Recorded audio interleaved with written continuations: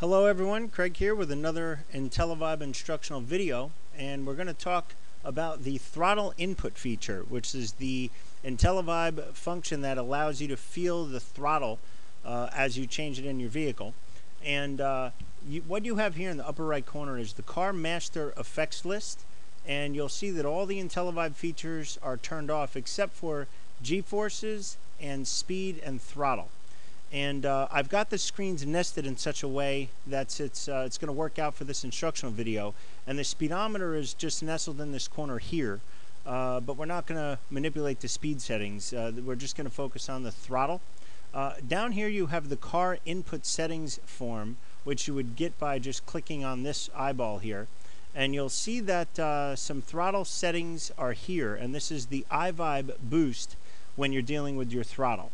And here you have the real-time chart to the left, and in the middle here we have R factor, and the game is paused, and right now my throttle in the vehicle is putting out a throttle boost of 30%. And what that means is that I am feeling the throttle a little bit more, I feel intelliVIBE more than if I had no throttle at all. And what I want you to look at is right here, I'm going to drive the vehicle and I'm going to manipulate the throttle. And you're going to see this vertical bar is going to match my throttle movement. And this vertical bar is going to travel to the right as the car goes faster. And it's going to travel to the left as the car goes slower.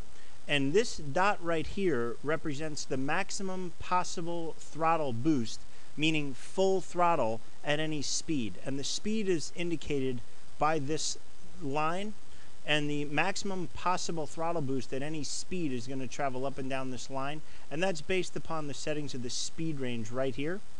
And so I'm just going to go ahead and unpause the sim and drive a little bit, and you'll see right now that's full throttle and that's less than full throttle, and of course I'm going to try to stay on the road here. That's full throttle and that's less than full throttle, and that's no throttle at all. I'm just coasting.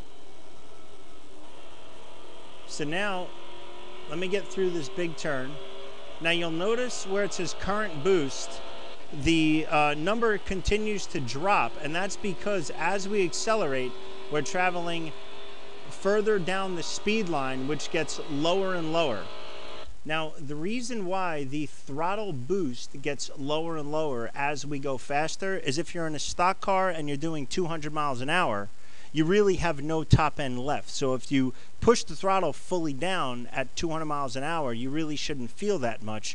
Whereas if you push the throttle down fully at 30 miles an hour, you should feel quite a bit. So hopefully that makes some sense. And I'm just going to drive a little bit. So here's no throttle and full throttle, no throttle and full throttle. And if you look here on the real-time chart, if you look around where the mouse is, I'm going to go full throttle and no throttle. And now I'm going to slow down, and here's what I'm going to do. Now you'll notice the red dot is traveling to 0. Now here's the way this form works. Let me pull this up here, okay, and we're going to set this to 80. So at 0 miles an hour, we get an 80% throttle boost, and you can see that's the top of this line here. At 200 miles an hour, which is to the far right, we get 20%. So if, let's say I change it, you can see that line changing its slant. And if we went like this, that line would change its slant. So for the purposes of this demonstration, we're just going to stick with 20 and 80 because it's a nice slope here. Now as well, you could say that the speed range is from 60, and let me do this. We'll say 60 to 160.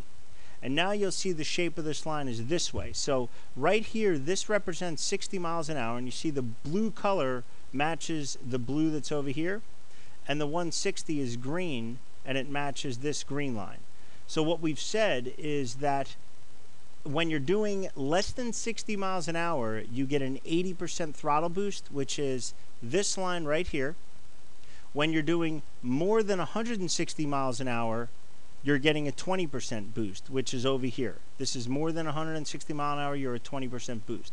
Between these two speeds, the throttle boost is going to change from 80% to 20%.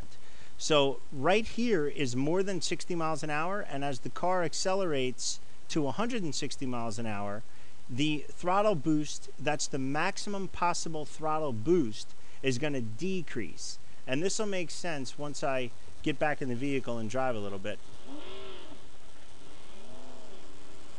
So here's me driving, and I'm just going to show you at low speeds now, okay, I can throttle. You can see the sine wave, if you will, or the bumps in the real-time chart over here. You can see the bumps in the real-time chart over here if I get on the throttle and then I let go. Before the speed really has a chance to change, you can feel those pushes on the throttle. And that's in addition to G-force and such, but really you want to get a punch in the throttle because you're dumping that horsepower into your engine.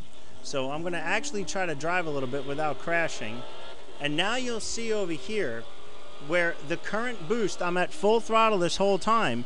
This is the current boost at full throttle, and you'll see it falling and falling and falling as we get faster and faster, because when I get up here, when I jam on the throttle, there's really not much top end left in the engine. So I'm going to slow down, and you'll notice the miles per hour, you know, here, and we're going down, and we stopped. And hopefully that made some sense. And of course, we'll continue with more videos soon.